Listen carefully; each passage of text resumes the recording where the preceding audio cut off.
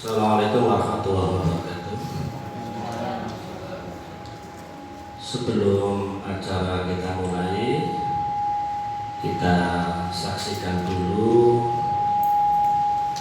kebiadaban kaum Yahudi, yakni bangsa Israel yang menjajah negara Palestina, yang sampai detik ini belum juga reda, sehingga banyak makan korban dan terus masih berlangsung penindasan demi penindasan, penjajahan demi penjajahan yang dirasakan oleh bangsa Palestina.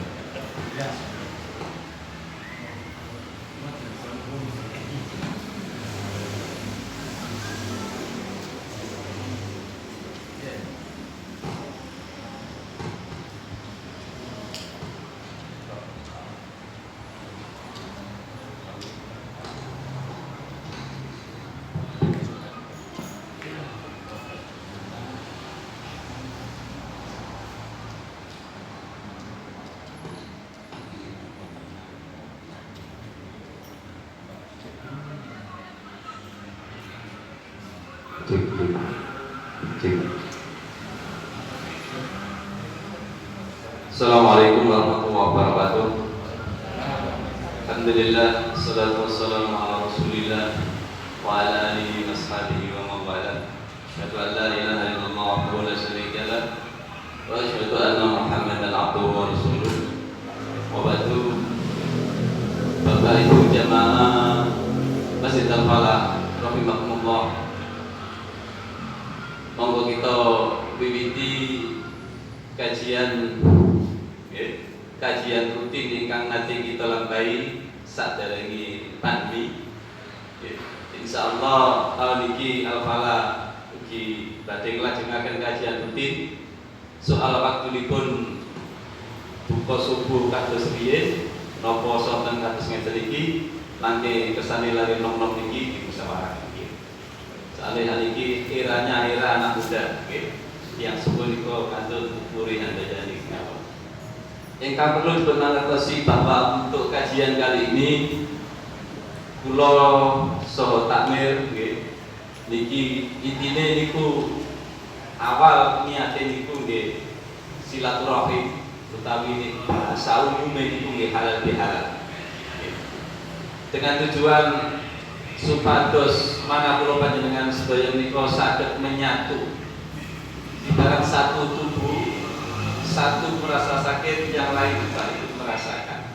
Itu memang idealnya menjadi orang muslim yang bagus sebagai ciri orang yang takwa. Ingkang nomor kali gandeng kalian menika terkait kekejaman kaum Yahudi saking Bani Israil menika dumateng masyarakat Palestina ingkang sampai detik ini kados jenengan pirsani wonten ing slide utawi video menika menunjukkan gambaran kekejaman dan kekejian orang-orang Yahudi terhadap saudara-saudara kita seiman di tanah Palestina. Ya. Bahkan tidak hanya tentaranya atau orang dewasa, bahkan anak-anak sekalipun mereka cekik, tidak hanya kena sasaran, tapi memang sengaja dicekik untuk dibunuh. Ya. Nah ini alhamdulillah masyarakat Islam dari Indonesia, khususnya yang tergabung dalam organisasi Muhammadiyah, dalam hal ini dalam lembaga Lazismu, lembaga zakat, infak dan sedekah, ini sudah sampai sana.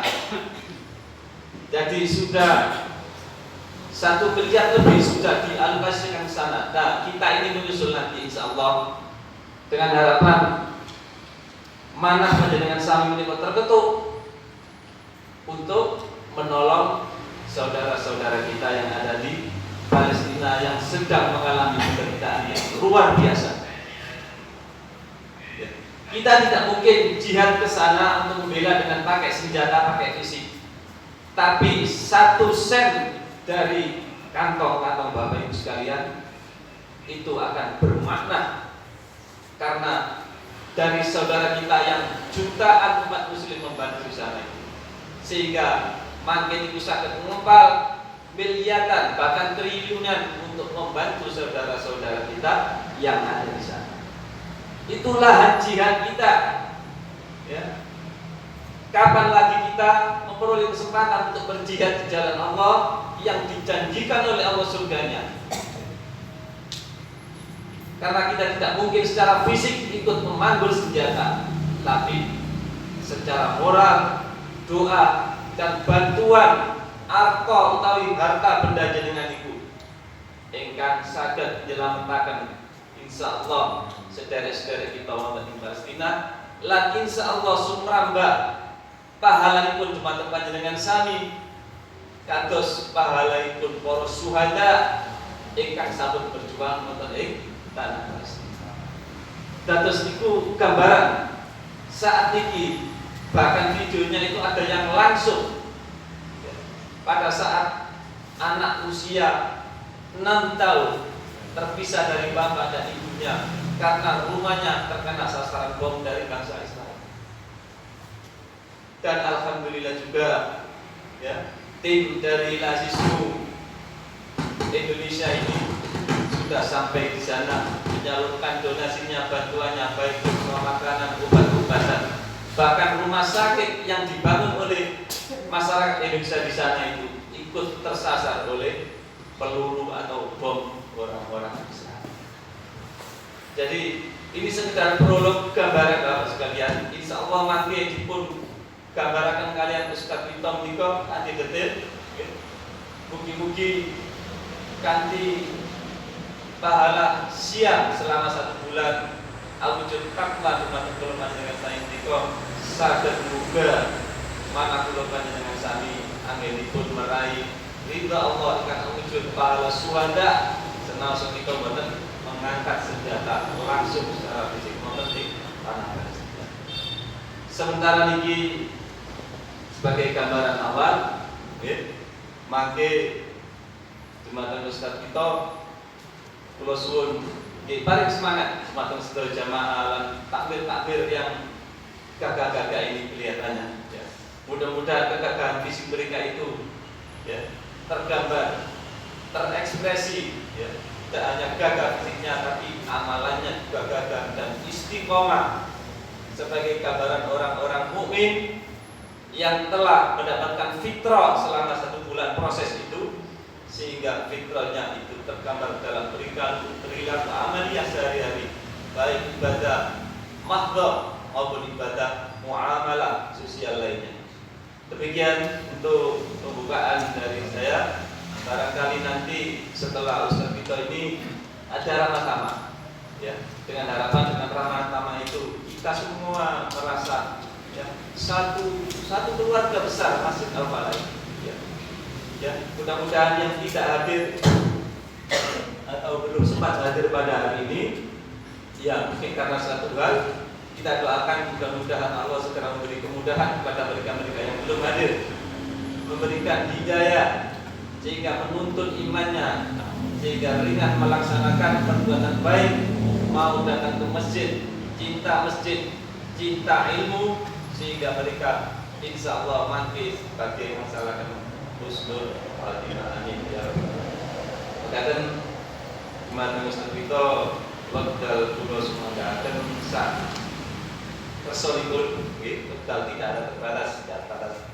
Mangke monggo dipun akhiri doa nggih, syukur doa kangge derek-derek kita oke wonten ing Palestina khususnya, dan doa untuk takdir yang mudah-mudahan tetap istiqomah dimudahkan oleh Allah Subhanahu wa taala. Makaten wekdal kula Assalamualaikum warahmatullahi wabarakatuh. Innal hamdalillah nahmaduhu wa nasta'inuhu wa nastaghfiruh wa na'udzu billahi min shururi anfusina wa sayyiati a'malina. May yahdihillahu fala mudilla lahu wa may yudlil fala tajida lahu waliyyan mursyida. Asyhadu an la ilaha illallah wahdahu la syarika lahu wa asyhadu anna Muhammadan abduhu wa rasuluh. Amma ba'du. Para bapak ibu jamaah Masjid Al-Falah rahimakumullah. Alhamdulillah kesempatan malam hari ini kita bisa berkumpul bersama di Majelis Taklim ini dalam rangka untuk menyemangati kita bersama. Yang pertama menjalin silaturahim, yang kedua untuk menggalang dana saudara-saudara kita yang ada di Palestina. Mudah-mudahan sedikit nanti bisa membantu ya, meringankan beban saudara-saudara kita. Bapak Ibu hadirin yang berbahagia, perlu saya sampaikan aktif acara pada malam hari ini. Sebelum kita mulai, saya sampaikan tertib acara yang pertama adalah pembukaan, yang kedua sambutan pembacaan ayat suci Al-Quran, langsung nanti akan dilanjut oleh Ustaz Suito IPDI memberikan tausiah kepada kita semua yang hadir.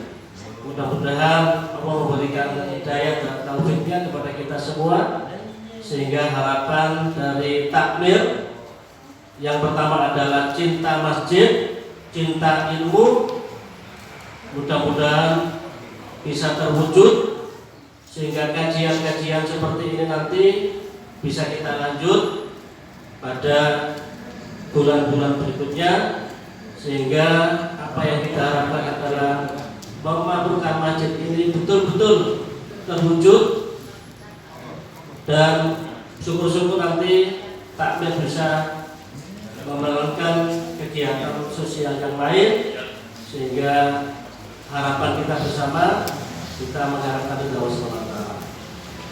Sebelum kita memulai acara pada malam hari ini, kita awali dengan bacaan basmalah.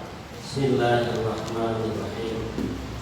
Berikutnya pembacaan ayat-ayat suci Al-Quran yang disampaikan oleh Ustaz Sofa. Ada beliaunya, dipersilakan.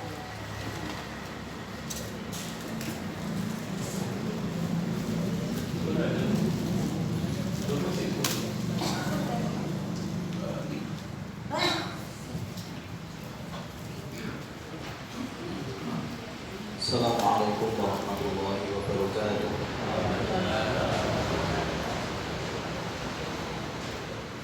A'udzu billahi minasy syaithanir rajim. Bismillahirrahmanirrahim. Ya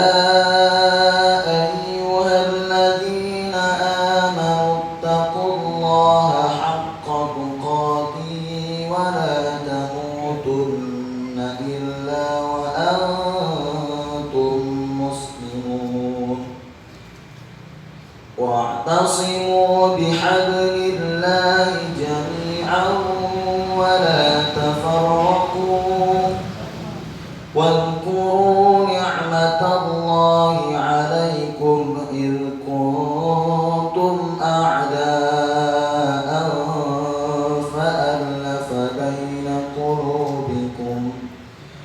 فألف بين قلوبكم فأصبحتم بنعمته إخوانا وكنتم على شفا حفرة من النار فأنقذكم منها كذلك يبين الله لكم آياته لعلكم تهتدون ولتكن منكم أمة يدعون إلى الخير ويأمرون بالمعروف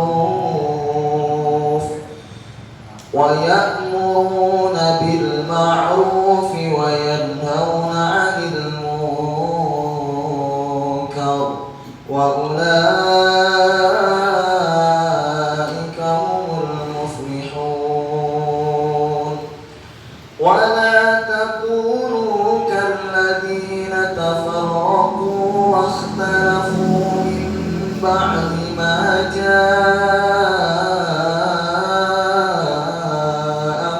البينات وأولئك لهم عذاب عظيم صدق الله العظيم ثم السلام عليكم ورحمة الله وبركاته. Maha benar Allah dengan segala firman-Nya. Mudah-mudahan dengan pembacaan ayat Al-Quran bisa menambah keimanan dan ketakwaan kita kepada Allah Subhanahu wa taala. Bapak Ibu hadirin yang berbahagia, berikutnya nanti sebelum pelaksanaan berikutnya yakni kajian untuk itu mohon kotak yang sudah disiapkan oleh takmir bisa disambung ke lainnya untuk bisa menyiapkan sedekahnya untuk saudara-saudara kita yang di Palestina. Bapak Ibu hadirin yang berbahagia, acara berikutnya adalah pengajian yang akan disampaikan oleh Ustaz Suwito MPDI pada beliaunya di Barcelona.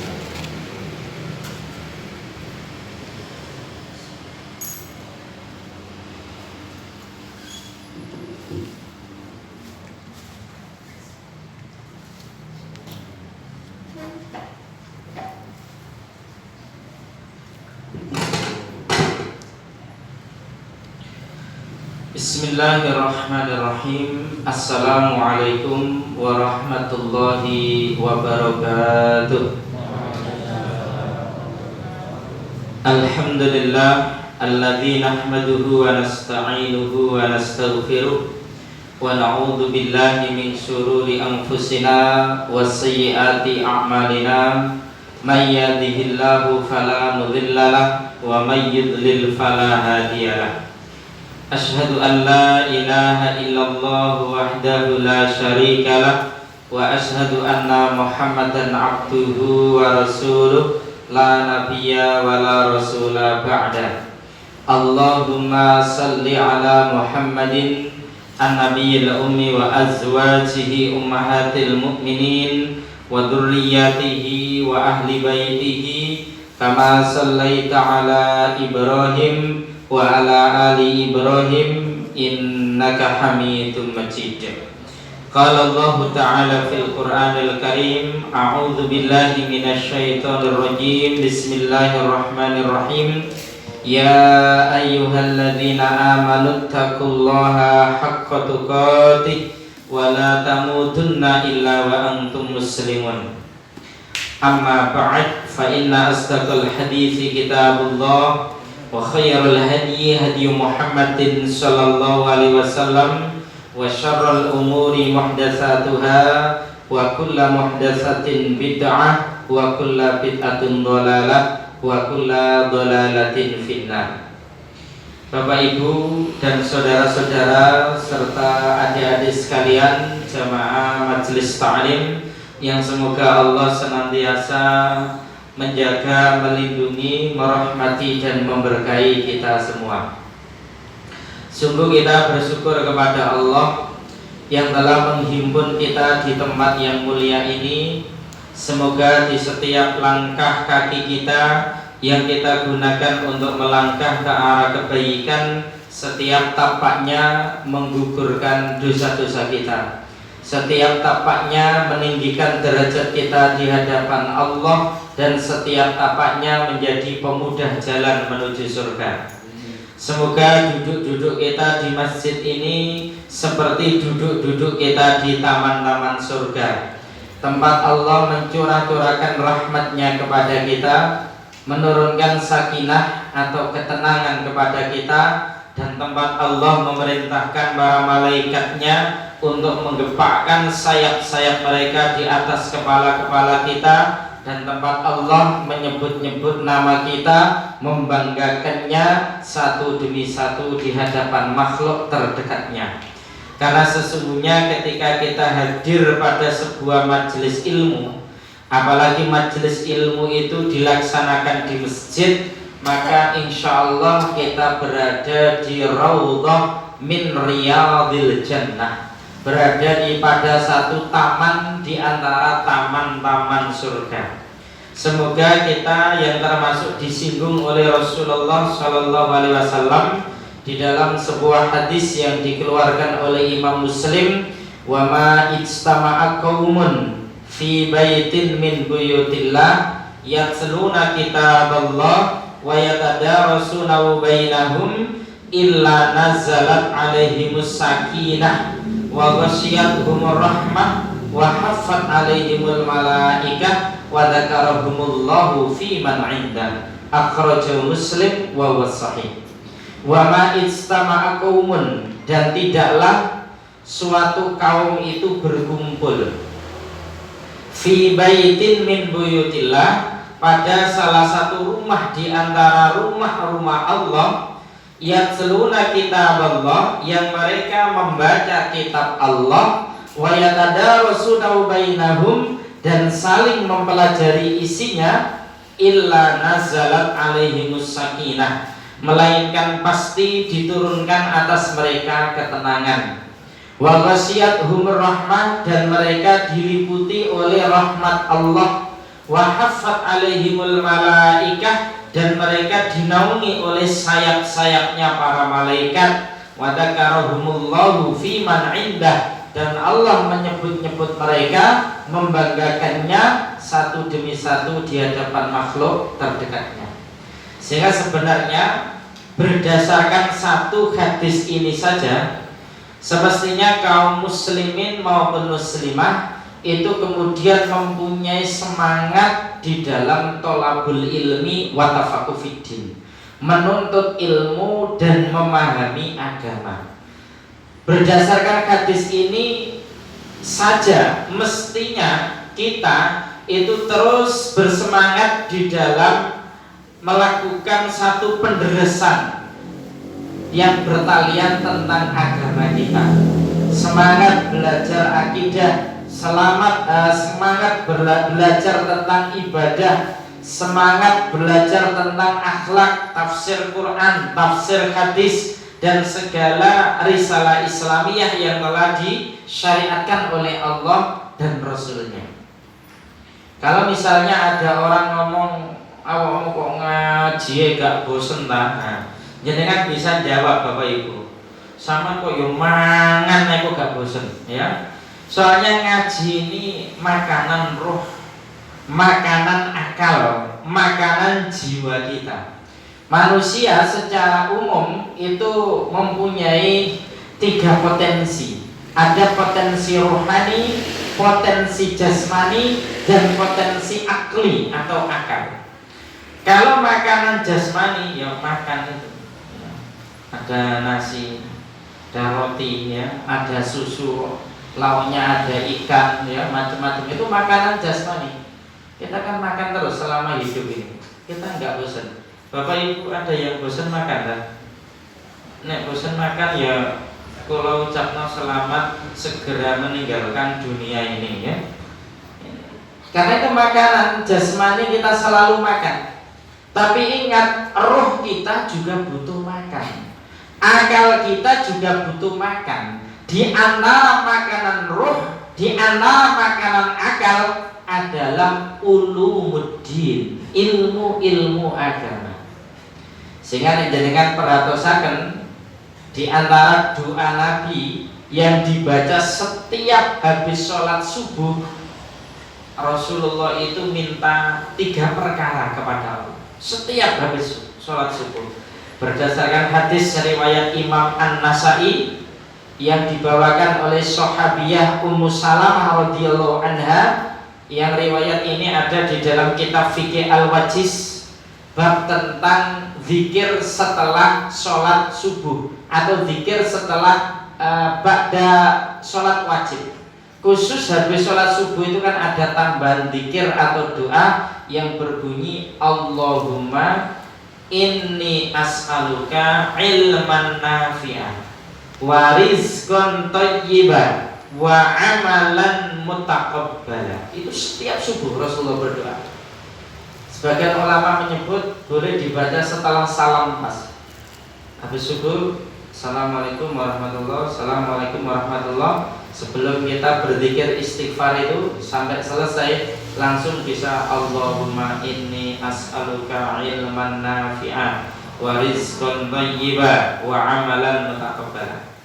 Sebagian ulama yang lain menyebut kita baca zikir biasa sampai tuntas, astagfirullah, astagfirullah, astagfirullah, Allahumma antas salam wa minkas salam, tabarakta ya dzal jalali wal ikram, Allahumma a'inni ala dzikrika wa syukrika wa husni ibadatik, sampai terakhir baru kemudian Allahumma inni as'aluka ilman nafi'an wa rizqan thayyiban wa amalan mutaqabbala. Allahumma ya Allah, inni as'aluka, sesungguhnya aku benar-benar meminta kepadamu ilman nafi'an, ilmu yang bermanfaat, wa rizqan thayyiban, rezeki yang baik, wa amalan mutaqabbala, dan amal yang diterima. Ilmu yang bermanfaat, rezeki yang baik, amal yang diterima, ini sesungguhnya 3 perkara penting, 3 perkara pokok untuk membereskan seluruh urusan kita. Urusan agama kita butuh 3 ini, urusan dunia kita butuh 3 ini, urusan akhirat kita juga butuh 3 perkara ini. Ilmu yang bermanfaat, rezeki yang baik, dan amal yang diterima. Dan Rasul itu mencontohkan setiap habis sholat subuh, itu menunjukkan betapa pentingnya ilmu. Bahkan para ulama dari kalangan ahli hadis menyebut, setiap Rasulullah Shallallahu Alaihi Wasallam kemudian menjelaskan ilmu dengan berbagai macam keutamaannya, itu sesungguhnya merujuk kepada ulumuddin, ilmu-ilmu agama. Disebut juga ulumus syarifah, ilmu-ilmu mulia. Disebut juga ulumul mahmudah, ilmu-ilmu yang terpuji, ya. Coba kita rujukkan tadi dalil riwayat Muslim. Orang yang mau ngaji, tolabul ilmi wa tafaqquh fiddin, berdasarkan 1 hadis ini saja itu diberi 4 keutamaan, Bapak Ibu, ya. Diberi 4 hidangan, 4 keutamaan. Ini beda dengan hidangan nanti yang disediakan oleh takmir. Habis ini kan makan-makan ya Pak ya. Mana makan-makan itu Pak? Ya. Kalau nggak apa-apa mulai makan diri Pak. Ya, ini beda dengan yang disediakan dari panitia. Ini yang disediakan panitia ini hanya tambahan bonus, ya. Masih ngaji gak makan ya gak apa-apa, ya. Karena sesungguhnya ilmu itu juga makanan, makanan rohani kita, makanan akal kita. Kata Nabi, orang yang mau menderes isi Quran, Kita ini belajar isi Al-Quran, ya, belajar isi Al-Hadis, diberi satu illa nazalat alaihimus sakinah, diparingi Allah ketenangan. Sehingga tiang sing doyan pengajian karo wong Islam sing ngrasep ya doyan pengajian, iku insyaallah uripe luwih tenang sing doyan pengajian, Pak. Pikirannya tenang, hatinya tenang, akalnya tenang. Jenengan biasanya tiang-tiang sing ngaji niku lak uwake sing tenang. Saking tenangnya itu biasa ngantuk. Sehingga nek jenengan ngaji kok ngantuk, terus mawon boten napa-napa. Saestu, ya. Mungkin jenengan capek tadi, tapi jenengan tetap hadir di majelis ini. Seandainya jenengan tidak dapat ilmu dari majelis ini, jenengan sudah dapat keutamaan hadir di majelis ilmu, dan itu sudah keutamaan. Niki kula serius, nek jenengan ngantuk terus mawon, boten napa-napa. Pokoke gak usah mulai, Pak. Engko nek sampean mulai kabeh aku nyeramai sapa kan ya. Ya jenengan ngantuk terus boten napa-napa. Soalnya ternyata dalam hadis yang lain, man salaka tariqan yaltamisu fihi ilman sahalallahu lahu bi tariqan ilal jannah. Itu ternyata dengan sebab keletihan, dengan sebab kepayahan, dengan sebab tersitanya istirahat, dengan sebab menyempatkannya waktunya untuk hadir di majelis ilmu, itu sudah bisa menjadi penyebab masuk surga. Belum ilmunya. Hadis riwayat Muslim juga, man salaka tariqan, barang siapa yang menempuh suatu perjalanan, yaltamisu fi ilman, yang di dalamnya itu digunakan untuk menuntut ilmu dan memahami agama, sahalallahu lahu bi tariqan ilal jannah, yang sebab dengan tersitanya istirahatnya, sebab keletihannya, sebab kepayahannya, karena mau berpayah-payah hadir di majelis ilmu, sahalallahu lahu bi tariqan ilal jannah, Allah pasti mudahkan baginya jalan menuju surga. Ini belum masuk pada ranah ilmunya, ya. Baru hadirnya saja itu sudah ada jaminan dimudahkan untuk masuk surga. Ini juga keutamaan dari thalabul ilmi wa tafaqquh fiddin. Nah, sehingga merujuk ke merujuk ke hadis yang pertama tadi, la nazalat alaihimus sakinah. Nazalat ini nih dikaji melalui ilmu nahwu shorof, ini termasuk fi'il madhi. Fi'il madhi. Sedangkan fi'il madhi itu, kalau sesuatu itu belum terjadi, kok Allah menggunakan diksi pilihan kata pakai fi'il madhi, atau Rasul menggunakan diksi pilihan kata pakai fi'il madhi, itu menunjukkan pasti terjadi, pasti, ya. Seperti contoh, sebelum Allah memberi kemenangan kepada Rasulullah dengan dibukanya kota Mekah, itu kan sudah turun Quran surat An-Nasr, idza jaa nasrullahi wal fath. Pakai jaa, tidak pakai yajibu. Padahal saat itu Rasulullah belum menang, belum bisa memasuki kota Mekah, tapi wahyu itu telah diturunkan oleh Allah, dan ternyata itu pasti terjadi. Allah memberikan kemenangan kepada Rasulullah, dan Mekah bisa ditaklukkan oleh Rasulullah, dan Rasulullah bisa mengendalikan kota Mekah dan menang di kota Mekah yang sebelumnya hijrah ke kota Madinah. Nah, di dalam hadis tadi pakai fi'il madhi, illa nazalat, kecuali pasti diturunkan atas mereka ketenangan. Sehingga mereka yang mau thalabul ilmi wa tafaqquh fiddin itu insyaallah diparingi Allah ketenangan. Bagi adik-adik remaja atau pemuda, ini misalnya di antara antum semuanya ini kok sering update status, mau di Facebook, mau di WA, mau di IG ya, mau di Telegram kok galau gelisah, itu tandanya sampean kurang ngaji nih, ya. Maca Qur'ane kurang, ngajine kurang, kok galau gelisah, itu ngajinya kurang, ya. Soalnya di dalam Quran juga sudah dinas, wa man a'rada an dzikri fa inna lahu ma'isyatan dhanka. wa nasyuruhu yaumal qiyamati a'ma. Barang siapa yang berpaling dari peringatanku, kata Allah, berpaling dari Quran, meninggalkan Quran, meninggalkan dari tazkirah Allah, maka baginya kehidupan yang rumit, baginya kehidupan yang sempit. Wa nasyuruhu yaumal qiyamati a'ma, dan kelak kata Allah kami akan menghimpunnya di hari kiamat dalam kondisi buta. Sehingga penting ini thalabul ilmi wa tafaqquh fiddin. Jaminan yang kedua, wa ghasyiyatuhumur rahmah, diliputi oleh rahmat Allah. Nah, sedangkan rahmat Allah ini masya Allah selalu kita harapkan, selalu kita minta kepada Allah. Sebagaimana ketika kita berucap salam atau menjawab salam, di situ kita berharap rahmat Allah. Assalamualaikum warahmatullah. Saat kita sholat duduk di antara dua sujud, kita juga berharap rahmat Allah. Rabbi ghfirli warhamni. Ya Allah, ampuni aku. Ya Allah, rahmati aku. Saat kita itu telah mati, kemudian saudara-saudara kita mensolati jenazah kita.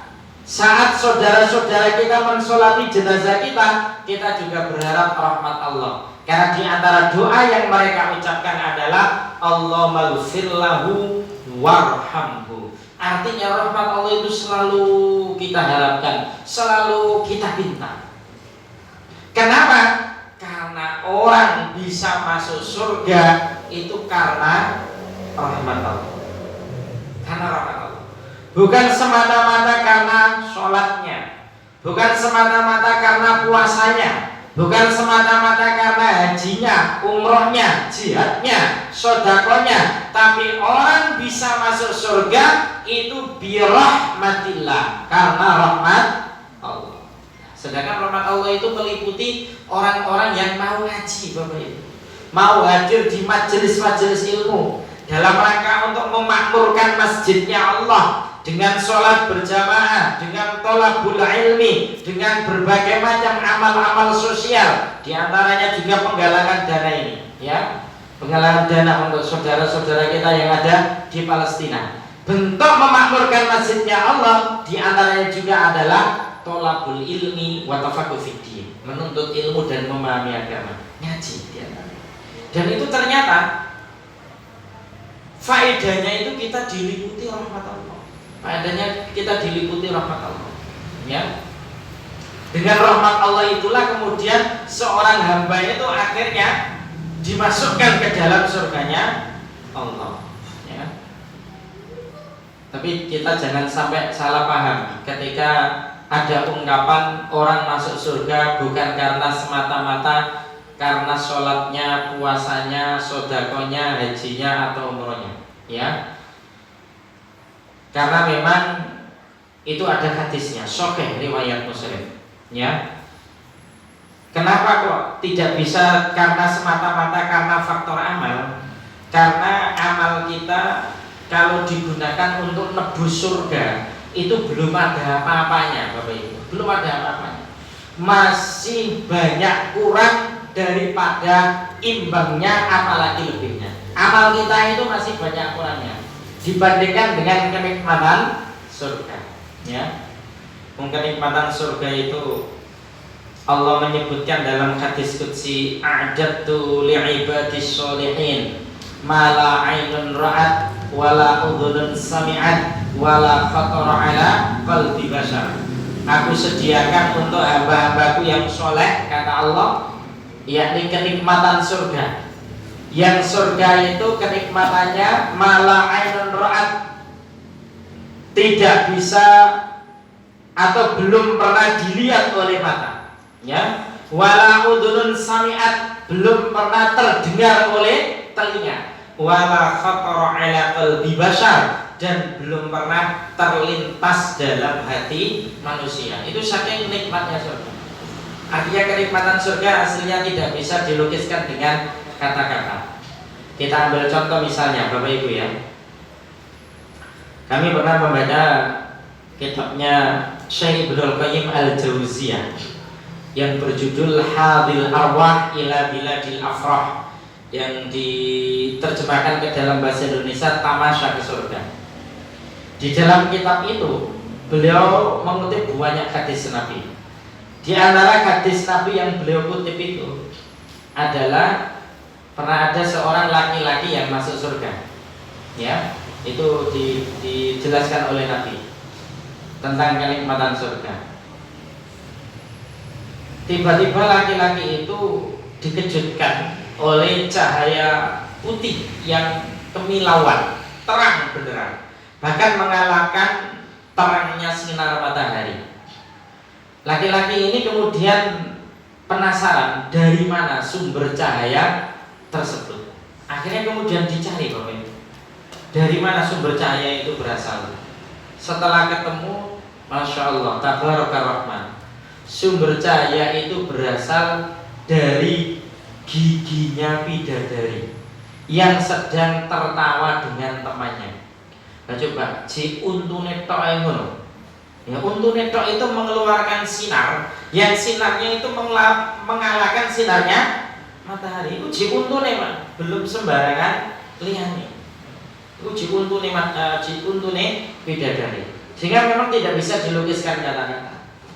Bidadari itu nanti memakai 70 lapis gaun. 70 lapis gaun. Kita nggak bisa bayangkan ya, 70 lapis gaun dipakai semuanya. Tetapi ternyata sinar dan cahaya kulitnya itu bisa menembus 70 lapis gaun ini. Nah, tidak bisa dibayangkan. Ya. Nanti kita yang laki-laki ini kalau kita masuk surga, mudah-mudahan kita masuk surga, Pak ya. Allahumma amin ya. Nanti kita kalau masuk surga, Bapak Ibu, kita laki-laki ini dinikahkan dengan 72 bidadari. Oh, wahyu kabeh. Wahyu kabeh. Jenengan saiki pengen kawin maneh lah, kadang wedi karo bojo sampean to. Gitu Pak ya. Utawa gak diizini bojo sampean. Ya. Padahal itu aslinya hak jenengan, ya.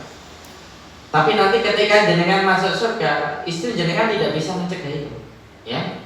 Kalau istri panjenengan masuk surga juga, maka istri panjenengan itu nanti akan menjadi ratunya bidadari, yang pesona kecantikan dan keindahannya itu mengalahkan bidadari asli penghuni surga. Jadi jenengan jadi rajanya, istri jenengan jadi ratunya. 72 bidadari, karena wayu kabeh. Ya. Nah, nanti kalau kita masuk surga, kondisi kita tidak seperti ini, Pak. Ya, tinggi kita itu seperti Nabi Adam alaihissalam. Tinggi besar, 60 hasta. 60 hasta, tinggi besar. 60 hasta. Sampai nggak usah takok katoke sepiro nggak usah ya. Enggak disebutkan dalam hadis. Yang disebutkan dalam hadis tinggi dan besarnya seperti Nabi Adam, 60 hasta. Umurnya dibuat rata-rata sama, 33 tahun. Semuanya rata. Jadi nanti kalau kakek kita masuk surga, nenek kita masuk surga, kita masuk surga, anak kita masuk surga, sama Pak, 33 tahun semuanya.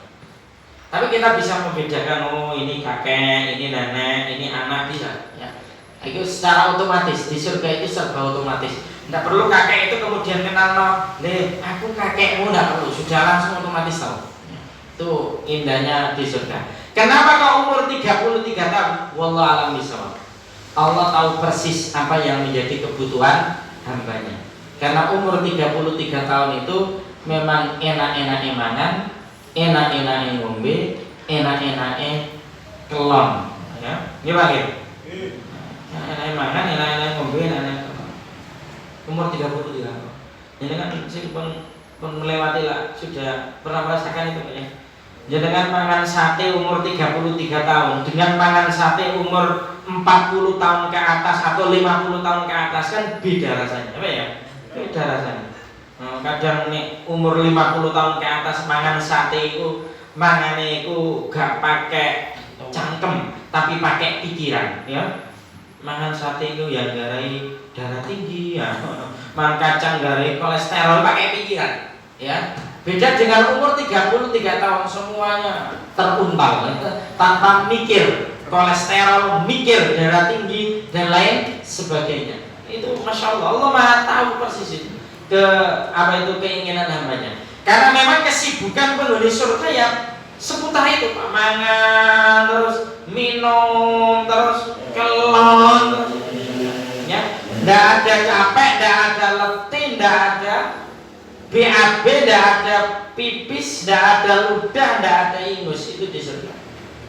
Makanan dan minuman yang diminum maupun yang dikonsumsi penghuni surga, metabolisme di tubuhnya itu keluar melalui sendawa. Sendawa itu pun baunya wangi, dan melalui keringat itu pun juga baunya wangi. Sehingga tidak ada BAB, tidak ada pipis. Karena surga itu tempat yang bersih, tempat yang bersih. Nah ini luar biasa di surga itu.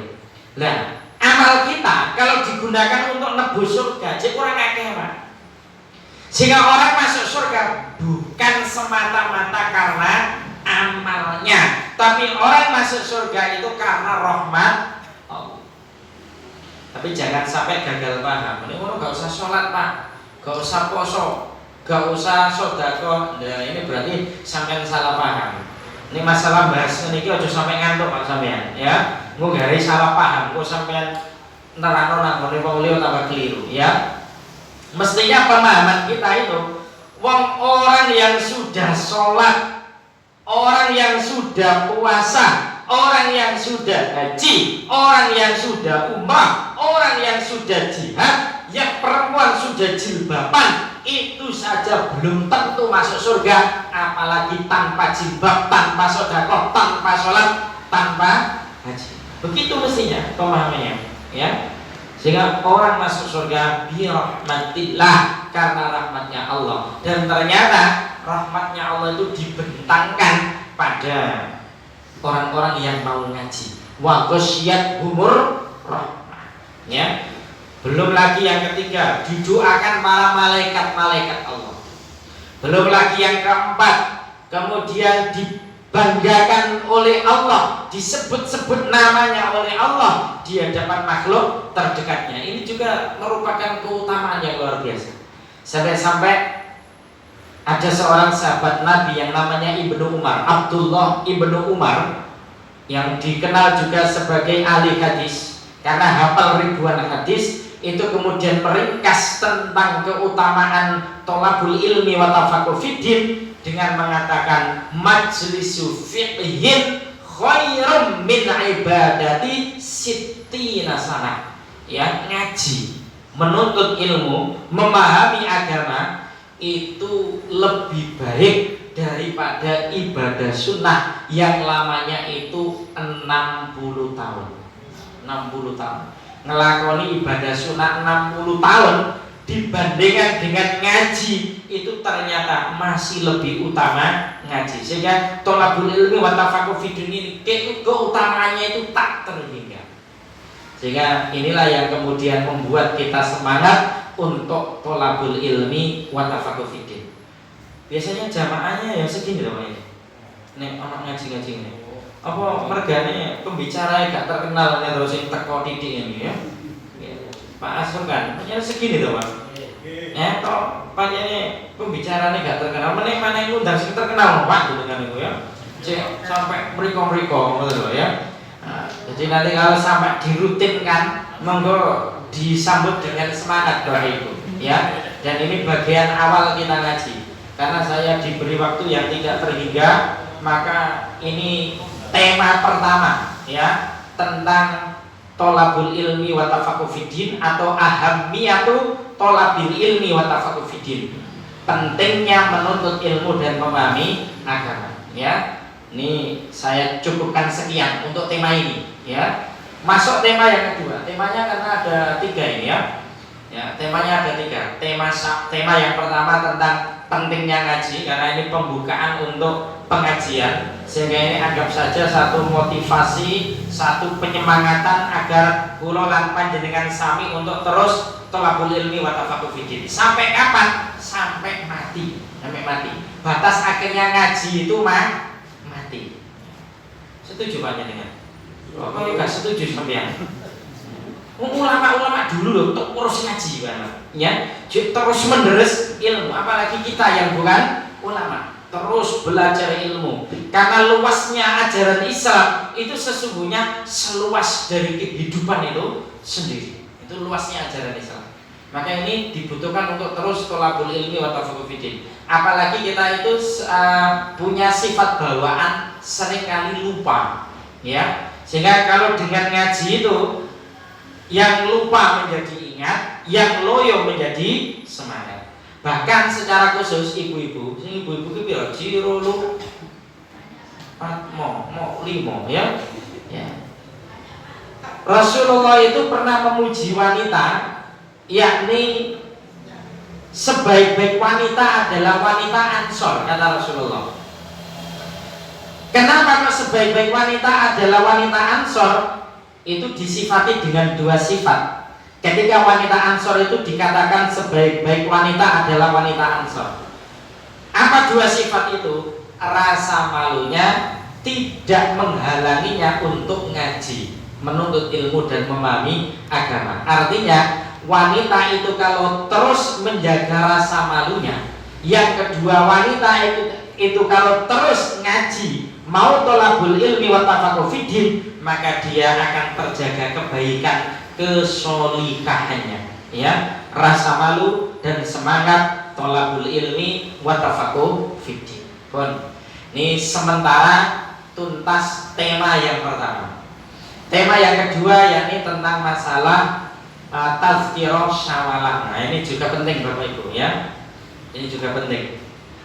Pertama, setidaknya ada 4 amalan penting yang baik untuk kita tunaikan setelah Ramadan meninggalkan kita. Apa 4 amalan penting itu? Yang pertama adalah memperbanyak doa agar amal kita diterima oleh Allah. Berdoa terus agar amal kita itu diterima oleh Allah. Hal itu merujuk kepada kebiasaan para sahabat. Ada ungkapan istilahnya itu asar. Asar ini beda dengan hadis. Asar itu bisa perkataan sahabat, bisa perkataan tabi'in.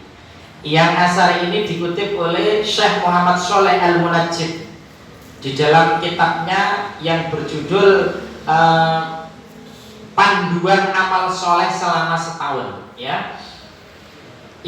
Yang beliau mengutip itu dari kitab Lataiful Ma'arif yang miliknya Ibnu Rajab rahimahullah taala, ya.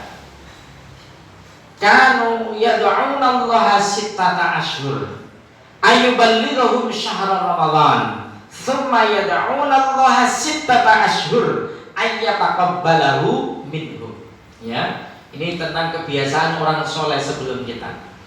Adalah para sahabat, diteruskan para tabi'in, diteruskan para atba' tabi'in.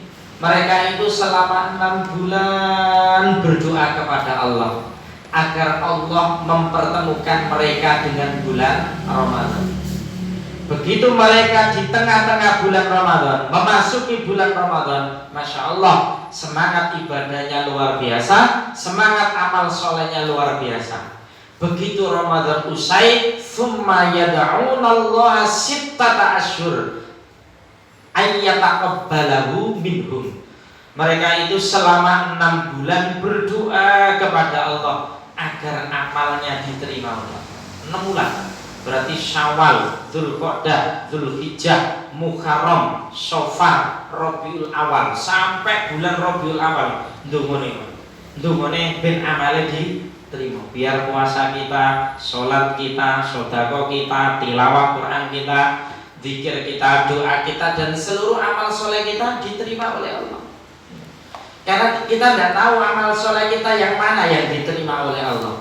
Maka setelah kita berusaha ikhlas, setelah kita berusaha melaksanakan amal itu mencocoki sunnahnya Rasulullah, yakni muwafaqatul sunnah, maka setelah itu adalah mestinya kita memperbanyak doa agar amal kita itu diterima oleh Allah. Dan ternyata berdoa agar amalnya diterima oleh Allah itu menjadi sunanun nabiyyin wal mursalin, menjadi kebiasaan seluruh para nabi, menjadi kebiasaan seluruh para rasul. Ya, ambil contoh misalnya Nabi Ibrahim dan putranya Ismail. Setelah keduanya itu diperintahkan oleh Allah untuk meninggikan bangunan Ka'bah, ya, meninggikan bangunan Ka'bah. Selesai tugas itu dijalankan, ini diabadikan oleh Allah dalam Quran surat Al-Baqarah ayat 127. Kemudian mereka berdoa kepada Allah, Rabbana taqabbal minna innaka antas samiul alim. Ya. Padahal Nabi Ibrahim dan Nabi Ismail sudah sangat ikhlas. Padahal Nabi Ibrahim dan Nabi Ismail juga sudah sangat benar menjalankan perintah Allah tersebut. Akan tetapi setelah perintah itu tuntas dilaksanakan, maka doa yang diucapkan adalah Rabbana taqabbal minna, wahai Rabb kami, taqabbal minna, terimalah amal-amal kami. Innaka antas samiul alim, sesungguhnya engkau maha mendengar lagi maha mengetahui. Sehingga ini baik sekali untuk dibaca khususnya setelah bulan Ramadan ini. Bisa dibaca habis sholat wajib, habis sholat malam, habis sholat duha. Bisa juga ketika kita saat sholat sendiri, kita baca saat sujud, lebih bagus lagi ya. Saat kita sujudkan kita berdoa subhanakallahumma rabbana wa bihamdika allahumma ighfirli. Bisa juga subhana rabbil a'la wa bihamdi. Bisa juga subuhun quddus rabbul malaikati war ruh. Bisa juga subhana dzil jabarut wal malakut wal kibriya wal azamah. Setelah itu ditambah Rabbana taqabbal minna innaka antas samiul alim. Kita minta agar amal kita diterima oleh Allah, ya. Ada di Quran surat Al-Baqarah ayat 127. Nanti bisa dicek dan jenengan nek dereng hafal monggo dihafal dan kemudian dipraktekkan. Karena ini menjadi kebiasaan orang sholat sebelum kita. Ya. Di setiap habis sholat subuh tadi sama yang sudah kita terangkan. Nabi berdoa, Allahumma inni as'aluka ilman nafi'a wa rizqan thayyiban wa amalan mutaqabbala. Wa amalan mutaqabbala ini adalah minta agar amalnya diterima oleh Allah. Sehingga itu juga bisa dipraktekkan, ya. Sehingga dari berbagai macam dalil ini, habis Id itu kan ada tahniah. Tahniah itu ucapan selamat satu dengan yang lain saling mendoakan. Yang terkenal dan populer adalah taqabbalallahu minna wa minkum wa ja'alana minal 'aidin wal faizin wa kullu 'amin wa antum bi khairin. Ya. Biasanya ringkas taqabbalallahu minna wa minkum. Semoga Allah menerima amal-amal kami dan amal-amal kalian. Minta kepada Allah agar amalnya itu diterima oleh Allah. Ini sehingga amalan penting tazkirah di bulan Syawal. Yang kedua adalah melaksanakan puasa sunnah Syawal 6 hari. Melaksanakan puasa sunnah Syawal 6 hari. Sekarang ini masuk tanggal 19 ya? 7 atau 8? 8 ya? 8 Syawal ya. Masih cukup banyak ya. Monggo Bapak Ibu disempatkan untuk puasa sunnah Syawal. Faedahnya itu sangat banyak. Satu, puasa sunnah Syawal itu untuk menyempurnakan pahala puasa selama 1 tahun. Ya, berdasarkan hadis riwayat Imam Al-Bukhari, man shoma ramadhana tsumma adaw syittan min syawal kana kasiyamid dahri. Ya, hitungannya itu begini Bapak Ibu. Setiap amal kebaikan di dalam Islam itu kan dilipat gandakan oleh Allah 10. Kita puasa Ramadan 1 bulan itu dianggap puasa 30 hari. Sehingga 30 kali 10 300. 30 kali 10 300. Kemudian kita sambung puasa Syawal 6 hari, berarti 6 kali 10 60. Berarti 300 tambah 60 360.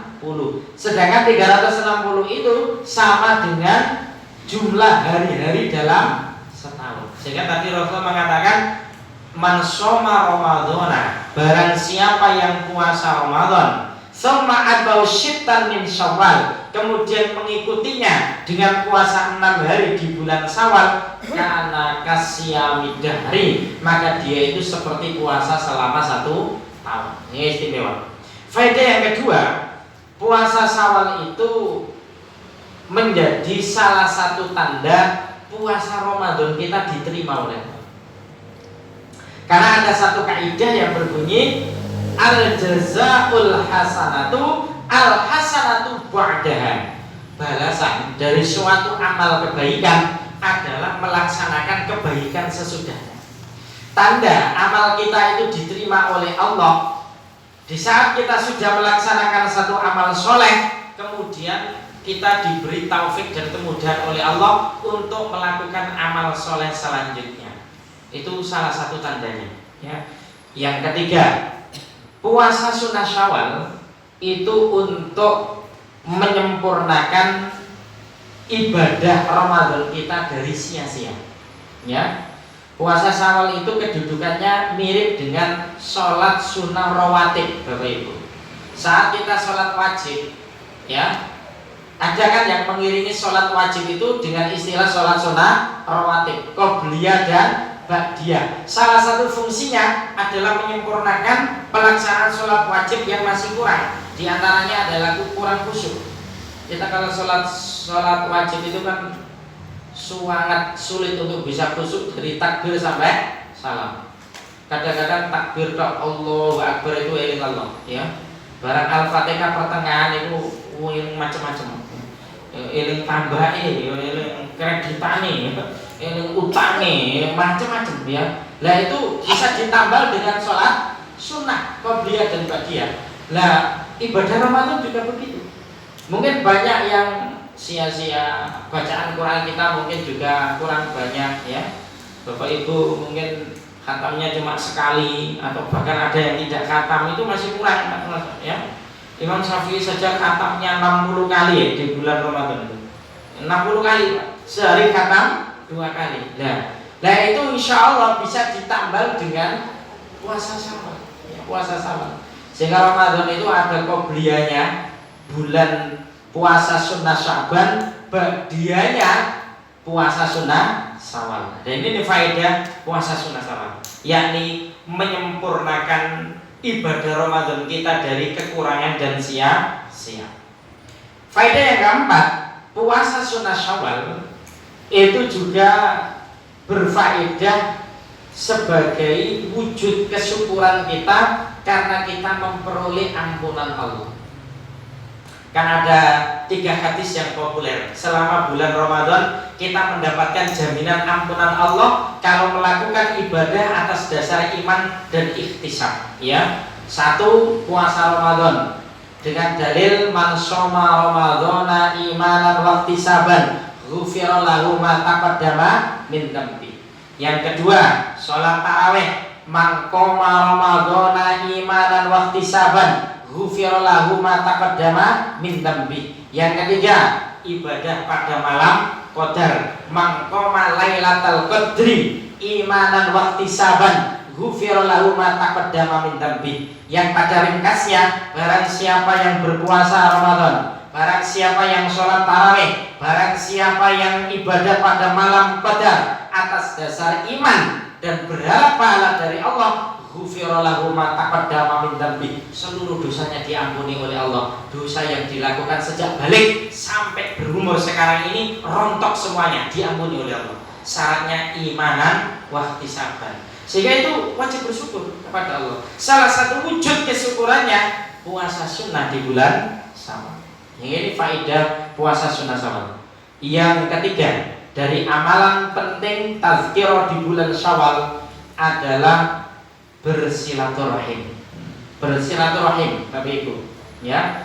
Benar, silaturahim itu tidak menunggu Syawal, tetapi momentum yang seringkali bisa luang kita untuk bersilaturahim adalah di bulan Syawal, dan itu sudah menjadi adat, ya. Dan yang perlu kita ketahui, silaturahim ini tidak sekedar adat. Silaturahim ini syariat. Silaturahim ini syariat, diperintahkan oleh Allah dan Rasulnya. Bahkan dalil-dalil tentang silaturahim itu ada yang berisi busyara, kabar gembira, juga berisi ancaman, tahdzir. Ya, kalau yang berisi busyara misalnya hadis riwayat Imam Al-Bukhari, ya, man sarrahu ayabsuta lahu fi rizqihi wa yunsalahu fi atharihi falyasil rahimahu. Barang siapa yang senang diperluas rezekinya oleh Allah dan senang ditunda kematiannya oleh Allah, maka hendaklah ia bersilaturahim. Ternyata silaturahim itu bisa memperluas rezeki, bisa juga menunda mati. Rezeki itu maknanya luas, Bapak Ibu, ya. Badan yang sehat itu rezeki, ya. Ilmu yang bermanfaat rezeki. Bapak-bapak punya istri yang sholihah, rezeki. Ibu-ibu punya suami yang soleh, rezeki. Kita orang tua punya anak yang soleh dan sholihah, rezeki. Bahkan kita punya tetangga yang baik itu juga rezeki. Soalnya tetangga yang tidak baik iku gare penyakit jantung, Pak. Uangku kena jantung kan, diantaranya itu punya tetangga yang buruk. Kan orang kalau punya tetangga yang buruk itu kan was-was terus, gitu. Was-wasku yang bujuni hilang, kalau berarti mungkin apa hilang gitu. Tetangga yang buruk. Sehingga punya tetangga yang baik itu juga rezeki. Punya sahabat yang baik itu juga rezeki. Ingin diperluas rezekinya oleh Allah, silaturahim. Bahkan ingin ditunda kematiannya oleh Allah, itu juga silaturahim. Untuk wayun sa'alau fi athari, ditunda kematiannya ini, para ulama memberi makna 3. Satu, makna yang sesungguhnya, berarti umurnya ditambah. Sehingga ada dalam satu kitab yang pernah kami baca, itu mengutip beberapa riwayat hadis. Itu ada yang namanya kitab takdir, yang dalam pegangan malaikat itu ada yang bunyinya begini, Bapak Ibu. Si fulan ini umurnya 60 tahun. Kalau silaturahim dia umurnya 60 tahun. Seperti itu bunyinya. Dan itu dalam pengetahuan malaikat. Tapi Allah Maha mengetahui apakah hambanya itu silaturahim atau tidak. Sehingga takdir dalam Lauhul Mahfuz tidak berubah, tapi takdir dalam kitab catatan takdir yang dipegang oleh malaikat itu ada bunyinya yang seperti itu. Didasarkan juga dalam Quran surat Ar-Ra'd, yamhullahu ma yasha wa yusbit. Allah itu menghapus apapun yang ia kehendaki dan menetapkan apapun yang ia kehendaki. Sehingga ini makna yang pertama, ditunda kematiannya, makna yang sesungguhnya. Bahkan juga dirujukan kepada hadis Nabi yang lain. Ada di dalam kitab Shahihul Qasas yang ditulis oleh Syekh Umar Sulaiman Al-Asqar. Kenal Pak? Ya dengan Syekh Umar Sulaiman Al-Asqar. Jadi kenal Mas? Oh ini Belawi. Ini ulama besar dari Yordania Pak, dan Belawi kenapa? Ya. Dalam Shahihul Qasas itu dikutipkan satu hadis Nabi SAW. Saat Adam telah diciptakan oleh Allah, Adam alaihissalam itu diperlihatkan keturunan-keturunannya. Nah di antara keturunan Adam itu ada yang wajahnya itu bercahaya, bersinar. Kemudian Nabi Adam bertanya kepada malaikat, siapa dia? Oh dia keturunanmu yang namanya Daud. Berapa umurnya? Umurnya nih, dalam kitab catatan takdir ini, umurnya Daud itu 40 tahun. Nah kalau umurku berapa? Umurmu wahai Adam, umurmu adalah 1000 tahun. Kalau begitu saya berikan umurku 60 tahun untuk keturunanku yang namanya Daud. Sehingga Nabi Daud yang awalnya umurnya 40 tahun dapat bonus tambahan dari umurnya Nabi Adam 60 tahun jadi 100. Seperti itu. Sehingga berdasarkan hadis ini ada yang memaknai bahwasanya wayun sa'alu fi athari itu makna sesungguhnya. Ya. Yang kedua, wayun sa'alu fi athari itu maknanya bukan kok ditunda ajalnya dalam makna yang sesungguhnya, tapi maknanya adalah umurnya itu barokah. Ya. Mungkin Allah mentakdirkan umurnya 50 tahun, tetap 50 tahun, tetap. Akan tetapi dia itu dimudahkan oleh Allah untuk melakukan berbagai macam ketaatan. dimudahkan oleh Allah untuk menjauhi berbagai macam maksiat, sehingga meskipun umurnya 50 tahun dia itu sanggup menghimpun banyak kebaikan dan pahala sebagaimana mereka yang berumur 100 tahun. Itulah umur barokah.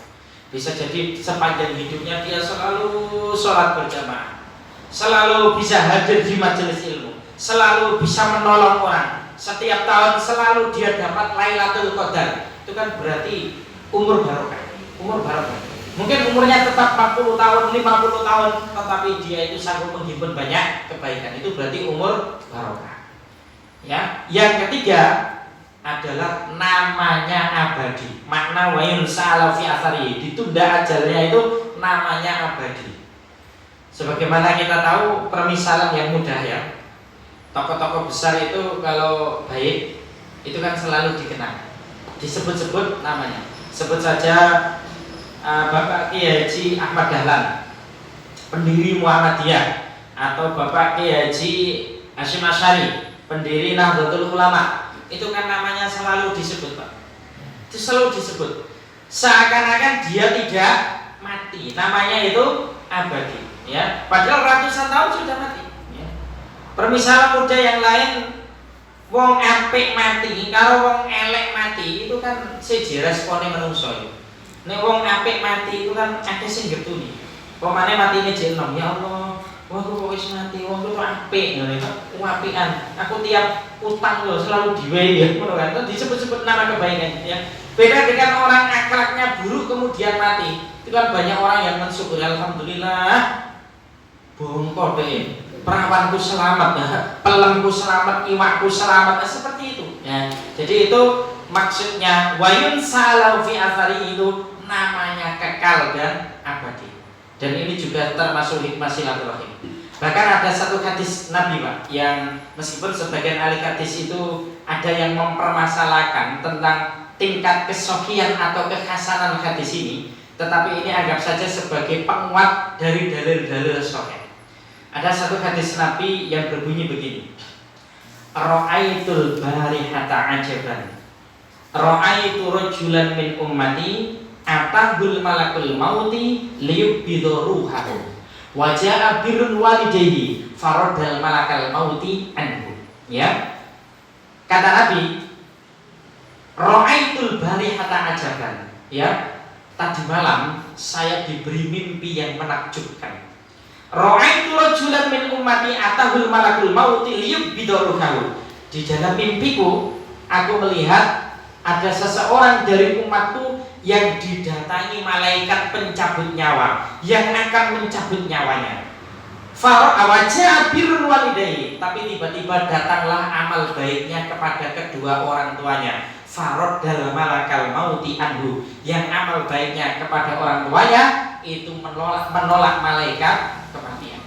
Maka kalau silaturahim ini maknanya silah itu menyambung, rahim itu artinya tempat bayi, maka sesungguhnya makna pokok silaturahim adalah menyambung dan menjalin kekerabatan yang ada hubungan darah maupun faktor keturunan. Anak kepada orang tuanya, ya, anak suami kepada mertuanya, kepada saudara-saudaranya. Ini makna pokok dari silaturahim.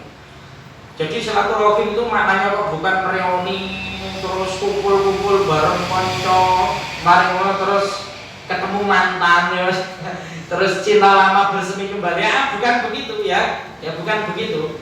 Nek kumpul yang tidak ada hubungan nasab, tidak ada hubungan kerabat, aslinya yang tepat bukan silaturahim Bapak Ibu, tapi yang tepat adalah bingkai ukhuwah Islamiyah, ta'akhi, mempererat dan menjalin ukhuwah Islamiyah. Ya, nah, silaturahim ini sebenarnya makna pokok. Silah menyambung, rahim wanita, tempat bayi, yang ada hubungan darah, yang ada hubungan kekerabatan.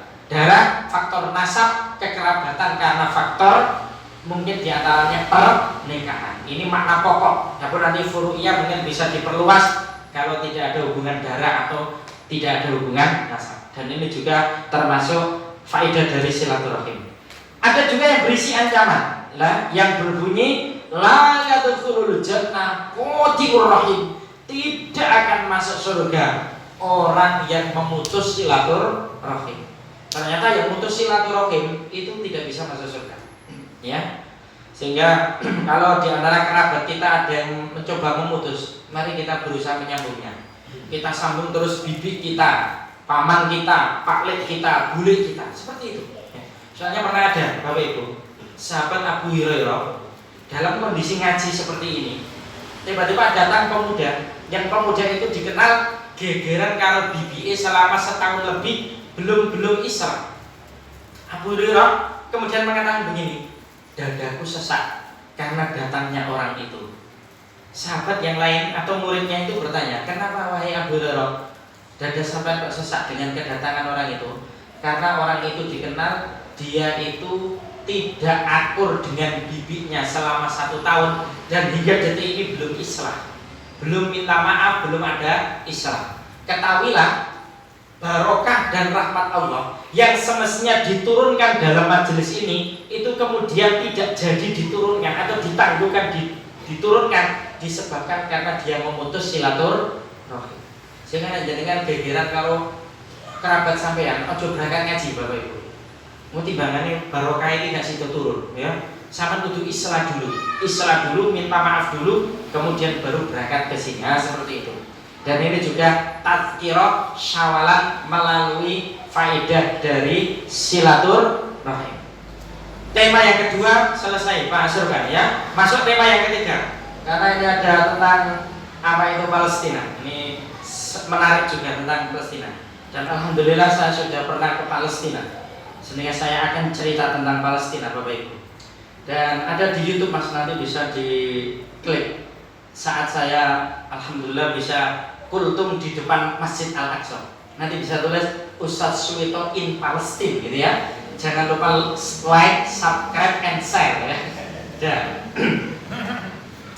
Bapak Ibu yang dirahmati Allah, masalah Palestina ini bukan masalah bangsa Palestina khusus, ya. Tapi masalah Palestina, problematika Palestina yang dihadapi oleh orang-orang Islam Palestina ini menjadi masalah seluruh umat Islam. Menjadi masalah seluruh umat Islam. Hari-hari ini, tidak hanya hari-hari ini, sudah puluhan tahun yang silam, ya. Sejak Palestina dijajah kembali itu, ya, hingga detik ini dalam cengkraman Yahudi, ya, yang kemudian bangsa Palestina berusaha membebaskan Masjid Al-Aqsa, itu sebenarnya tidak hanya kewajiban bangsa Palestina yang Muslim untuk membebaskan Al-Aqsa, akan tetapi kita, saya, Bapak Ibu sekalian, itu juga punya kewajiban untuk membebaskan Masjid Al-Aqsa dari cengkraman orang-orang Yahudi dengan apapun yang kita punya, ya, sekemampuan kita. Kalau tadi Pak Asrul kita hingga saat ini nampaknya belum mungkin untuk jihad ke sana, mungkin benar, ya. Tapi bahwa ada dalil dari hadis Nabi, kelak di akhir zaman orang-orang soleh itu akan dihimpun oleh Allah di bumi Syam. Mudah-mudahan kita termasuk di dalamnya, dan mudah-mudahan kita menangi, ya. Amin ya Pak ya. Sampai kok gak seneng rono Pak Semen. Ya. Orang-orang soleh di akhir zaman akan dikumpulkan oleh Allah di bumi Syam. Sedangkan bumi Syam kalau dulu, ya, itu kan bumi Syam itu satu, ya. Kemudian dijajah oleh Inggris dan Portugis, kemudian dipecah belah menjadi 4 negara. 1 Palestina, 2 Lebanon, 3 Yordania, 4 Suriah. 4 negara ini aslinya satu, Biladul Syam. Biladul Mahsyar ini adalah bumi Syam, dan Biladul Mahsyar dan bumi Mahsyar.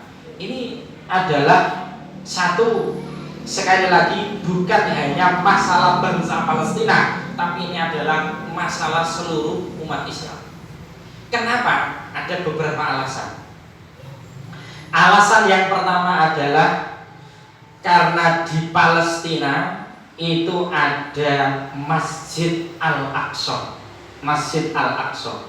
Sedangkan Masjid Al-Aqsa itu adalah masjid yang kedua dibangun setelah Masjidil Haram yang ada di Mekah. Ya. Dalam sebuah riwayat itu Rasulullah pernah ditanya oleh salah seorang sahabat radhiyallahu anhu, ya, wahai Rasulullah, masjid apakah yang pertama kali dibangun di muka bumi ini? Kemudian Rasulullah menjawab, Masjidil Haram. Selanjutnya masjid apa? Rasulullah menyebut Masjid Al-Aqsa. Berapa jarak antara pembangunan Masjidil Haram dengan Masjid Al-Aqsa? 40 tahun. Sehingga Masjid Al-Aqsa ini adalah milik umat Islam, seluruh umat Islam. Tidak hanya miliknya bangsa Palestina yang Muslim, tapi milik seluruh umat Islam. Bahkan Masjid Al-Aqsa ini pernah menjadi kiblat pertama umat Islam. Sehingga jenengan pirsani Bapak Ibu, jenengan mriko, muga-muga jenengan bisa saged mriko. Ya, alhamdulillah ini dalam perang untuk saat ini kan alhamdulillah menang ya. Mudah-mudahan ini menang terus umat Islam ini ya. Sehingga nanti kita bisa berleluasa ke sana. Syukur-syukur jamaah Masjid Al-Falah lungo ngelencer bareng-bareng nang Masjid Al-Aqsa. Ngaku ya dijak Bapak Ibu ya. Saya juga dijak di sana ya. Masjid Al-Aqsa itu kan, Al-Aqsa itu sebenarnya bukan kok nama satu masjid.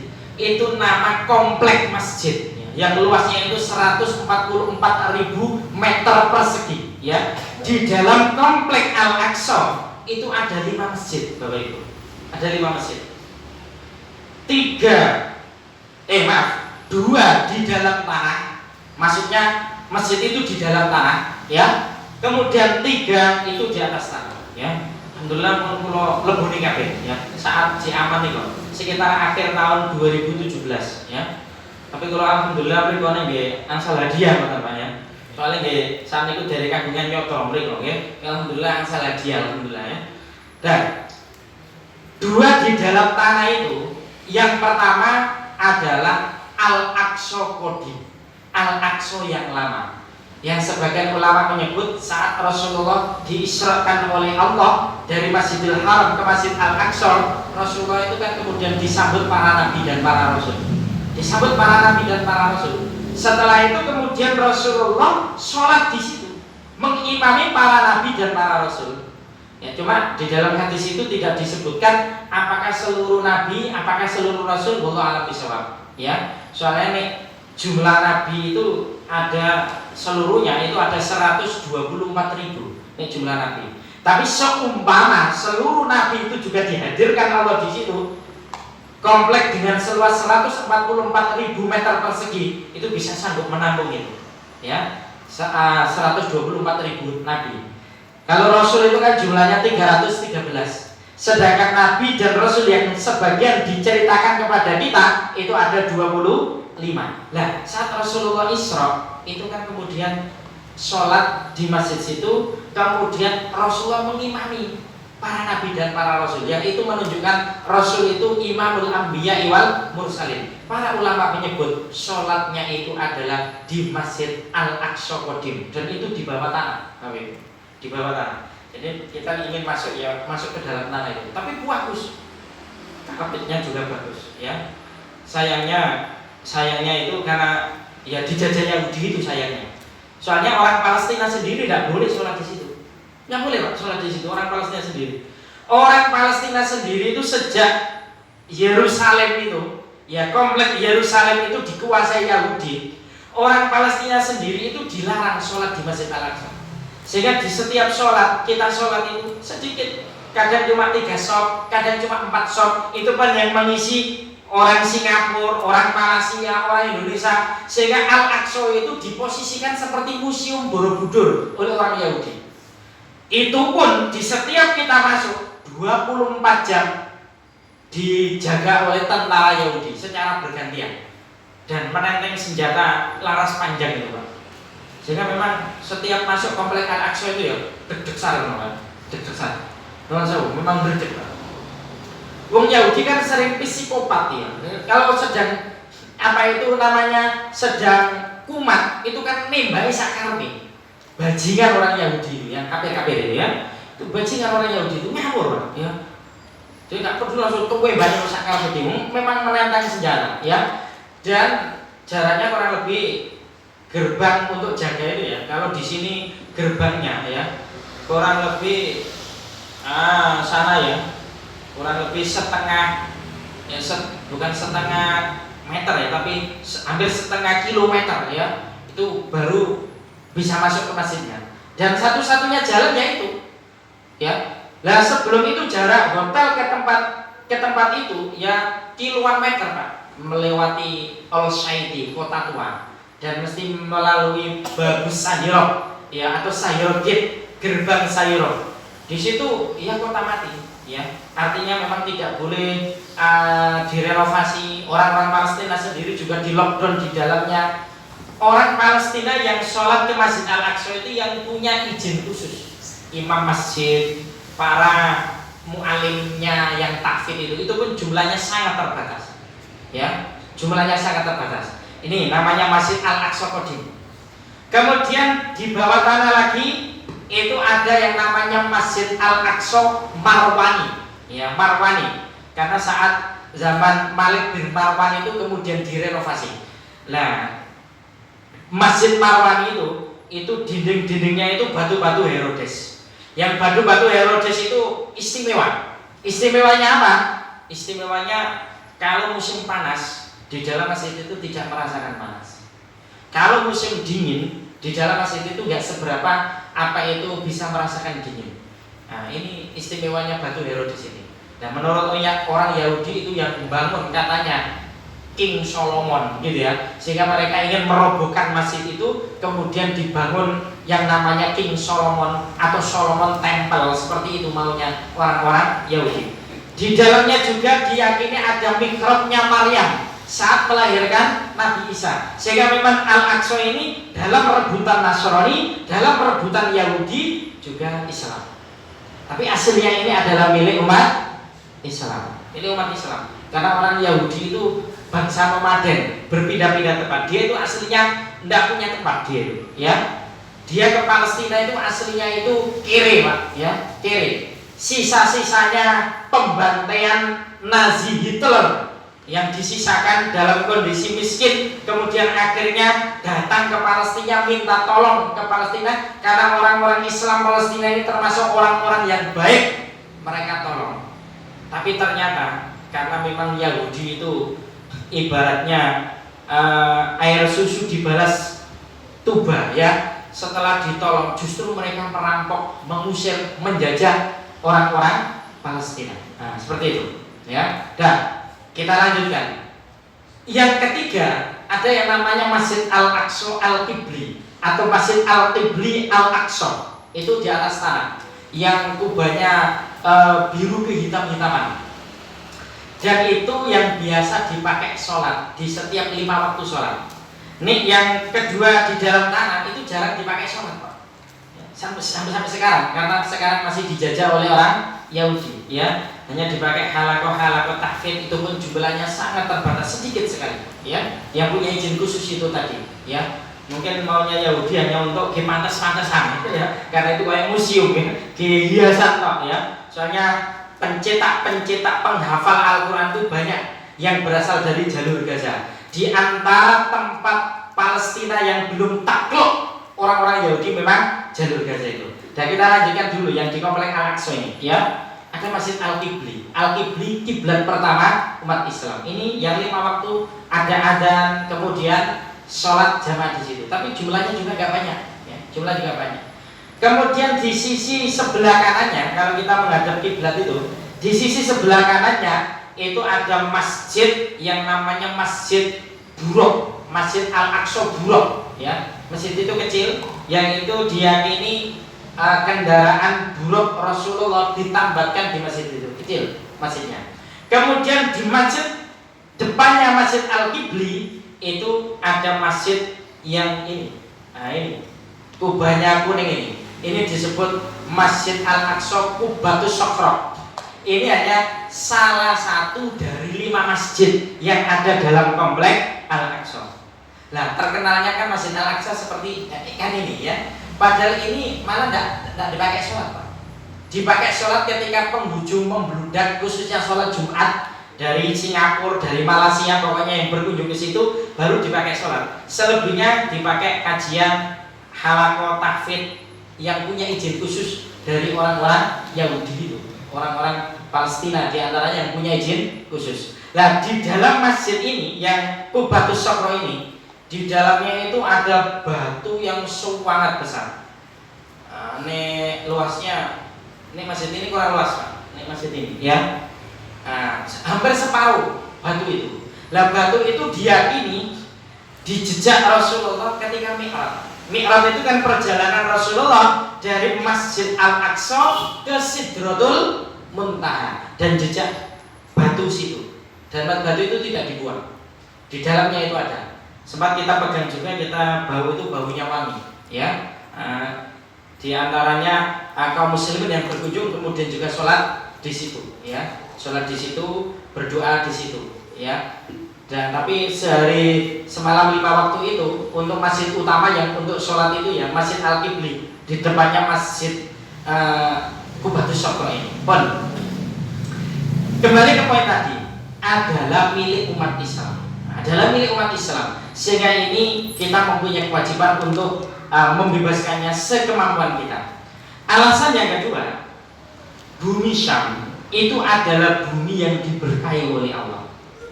Berdasarkan Quran surat Al-Isra ayat 1, ya. Subhanalladzi asra bi 'abdihi lailan minal masjidil haram ilal masjidil aqsa alladzi barakna haulahu linuriyahu min ayatina. Kata-kata barakna haulahu, yang kami berkahi di sekelilingnya, itu adalah bumi Syam. Itu memang diberkahi oleh Allah.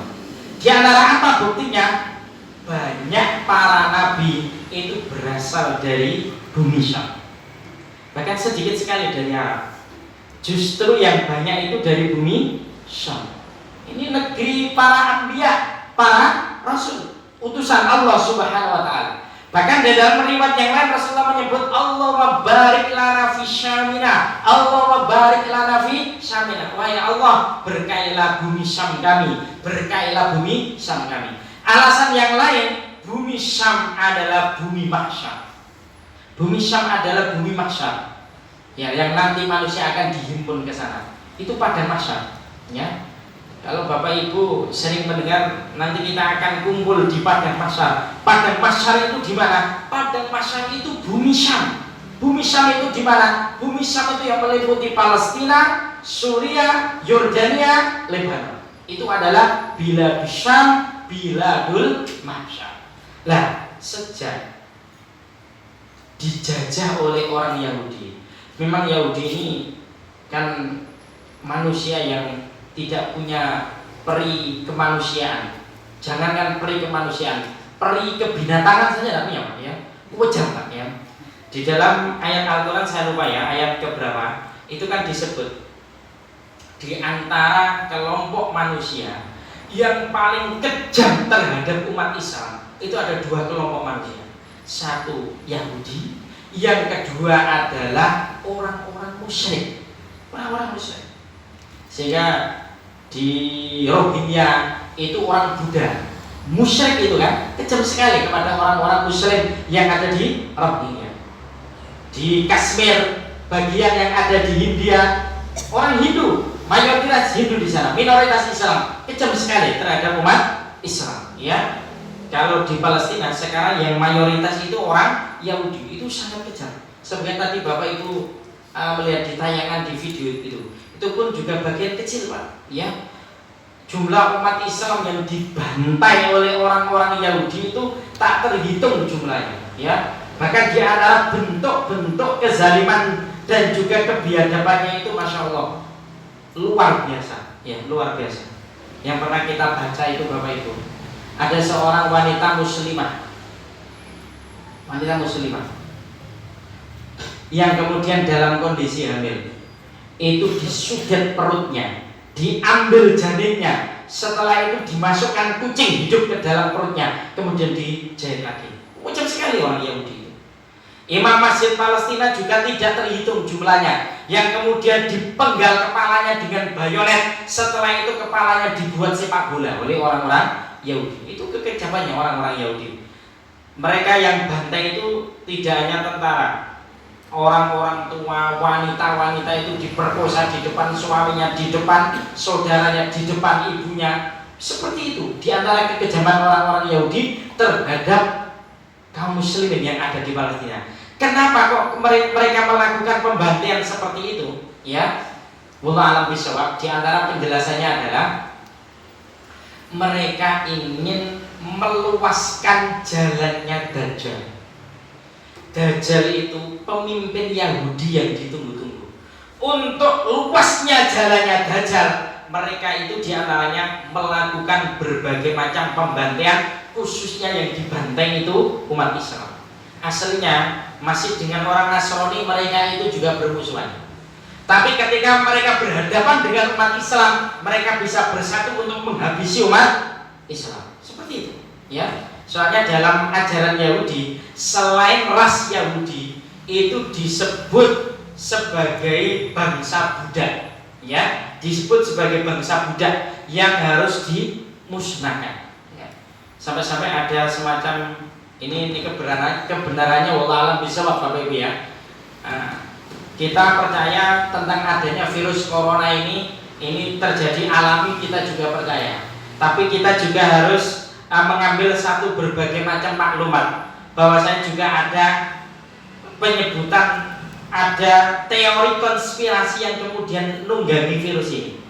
Nah, teori konspirasi yang menunggangi virus ini itu banyak yang mengatakan di antaranya adalah gerakan Illuminati Yahudi, di mana mereka meyakini populasi dunia saat ini sudah melampaui batas, maka manusia selain ras Yahudi itu harus dibunuh. Ya kelak ketika Dajjal itu muncul, ya, yang menjadi tanda-tanda besar hari kiamat, kan tanda-tanda besar hari kiamat itu ada tanda-tanda besar itu kan ada 10. Salah satu yang 10 itu kan munculnya Yahudi, itu munculnya Dajjal. Lah Dajjal itu nanti pasti muncul dari Khurasan. Hadis riwayat Imam Ahmad, sahih hadisnya. Khurasan itu di mana? Khurasan itu Iran bagian timur. Kalau ketika Dajjal muncul dari sana, itu nanti kan disambut 70.000 orang-orang Yahudi dari suku Bani Asfahan yang mereka itu menggunakan jubah yang tidak berjahit. Disambut di sana. Sehingga memang Dajjal itu pemimpinnya orang-orang Yahudi dan pemimpin yang ditunggu-tunggu Yahudi.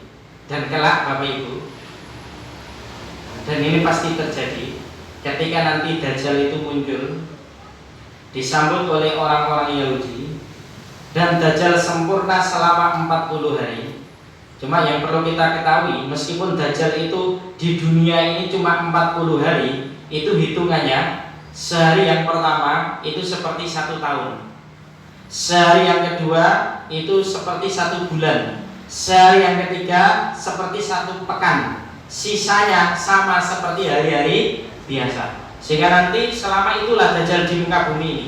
Dan demi Allah, tidak ada fitnah yang paling besar sejak dunia ini diciptakan sampai nanti tiba hari kiamat kecuali fitnah Dajjal. Fitnah Dajjal ini fitnah yang paling besar. Sehingga banyak manusia nanti yang murtad ketika Dajjal itu muncul, karena memang dahsyat Bapak Ibu. Bayangkan dalam satu riwayat yang pernah kita baca, 3 tahun sebelum munculnya Dajjal, dunia ini dilanda kemarau yang panjang, panas yang panjang, kemarau yang panjang. Di tahun yang pertama, ya, 2/3 langit tidak menurunkan hujan, 2/3 bumi tidak menumbuhkan tanaman-tanaman.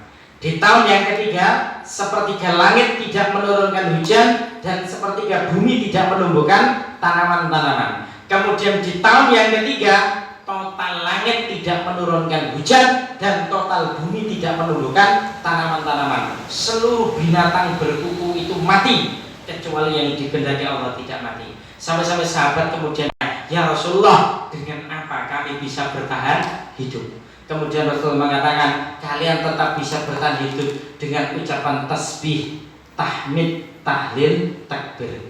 Zikir itulah nanti akan menjadi makanan di akhir zaman. Seperti itu. Sudah berat sebelum Dajjal itu muncul. Sehingga nanti ketika Dajjal muncul itu semakin berat dan fitnah semakin besar. Dan ketika lengkap 40 hari itu, di mana seluruh negeri didatangi oleh Dajjal kecuali Mekah dan Madinah, kemudian baru turun Nabi Isa alaihissalam. Ya, Nabi Isa alaihissalam. Nabi Isa inilah nanti akan membunuh Dajjal. Dan saat itulah nanti terjadi peperangan besar akhir zaman, dan itu pasti terjadi. Peperangan antar siapa? Antara kaum muslimin melawan orang Yahudi. Saat itulah Yahudi habis. Saat itulah nanti, ya. Saat itulah nanti Yahudi habis. Sampai-sampai Yahudi nanti akan bersembunyi di bawah, di belakang pohon, di belakang batu, di belakang bangunan. Seluruh pohon, bangunan, batu itu semuanya akan bicara.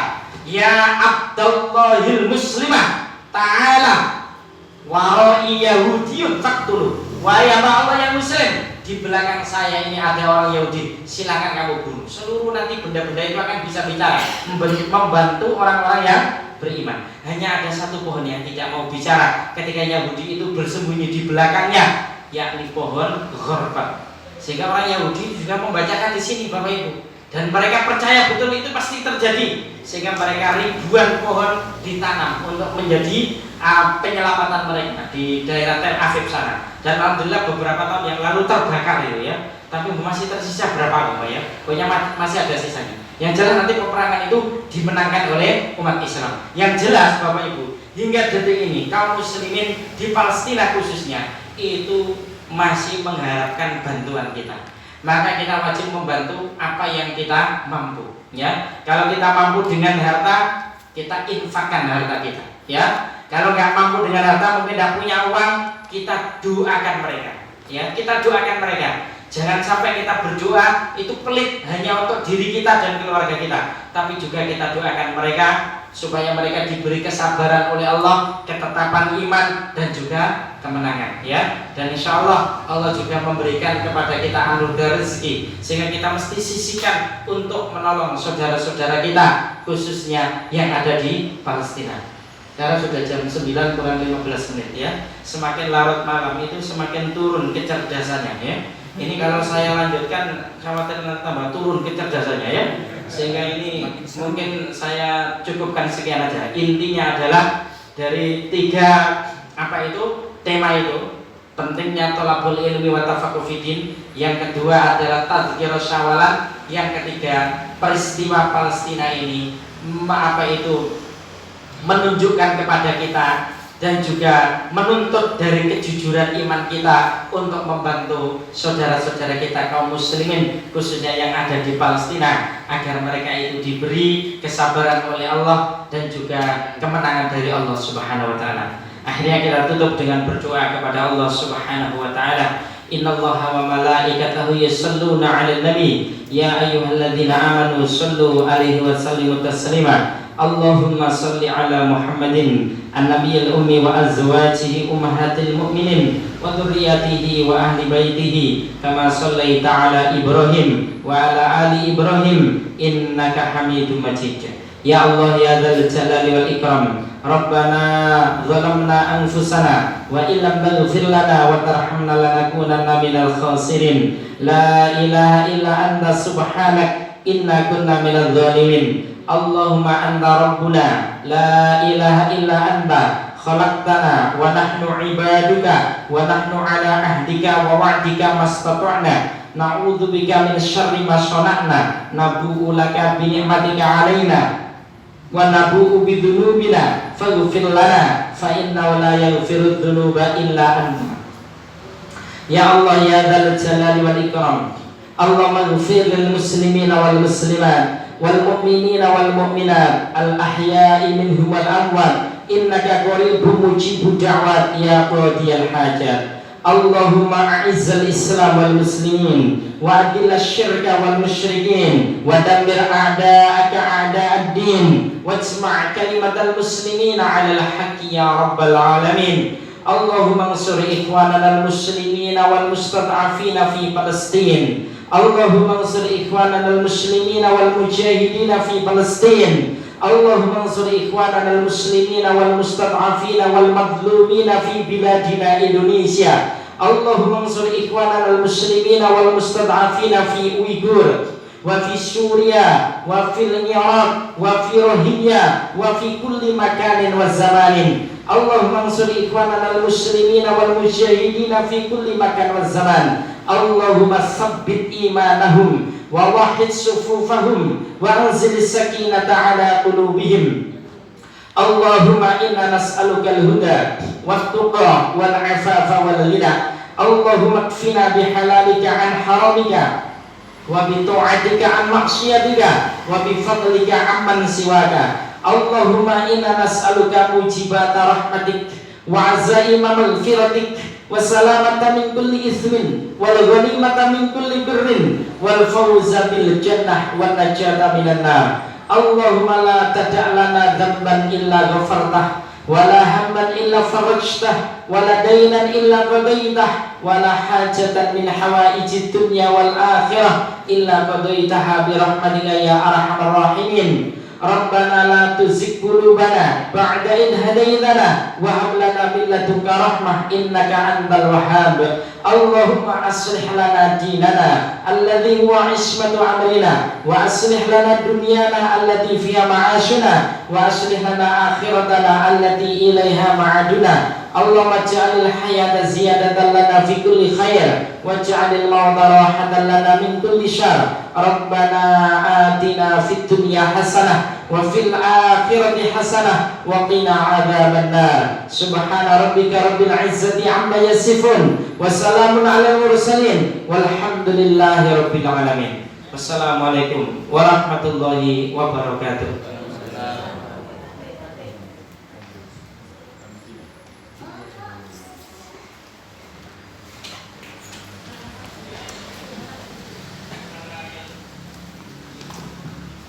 Ampun Buya Yen nggih, ngantos ibu-ibu kang badhe bareng napa gaharan nggih, sinambi jagung-jagung mboten.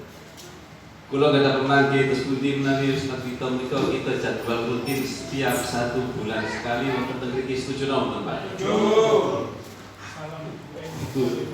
Niku karek Ustaz mawon nggih. Saged dipun tindak lanjuti nggih. Kon binjing awase napa duka fikih napa bab akhlak nggih napa bab akidah mangke kita bahas langkung nggih.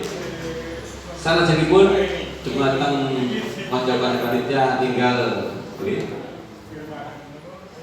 Disanggaken kotak kangge khusus dana kangge daerah kita wonten ing Palestina menika nggih menawi saat menika dereng beto Lai wau supe betul insyaallah benjing kasih saged dipun setor dumateng takmir tapi Pak Sono tapi Pak Malik tapi penyemangat itu saged lan insyaallah segera dikirim liwat rekening Lazismu Sadik Lamongan lan menawi mapagi benjing infak Jumat ngajeng niku disertakan untuk donasi kangge saudara-saudara kita di Palestina.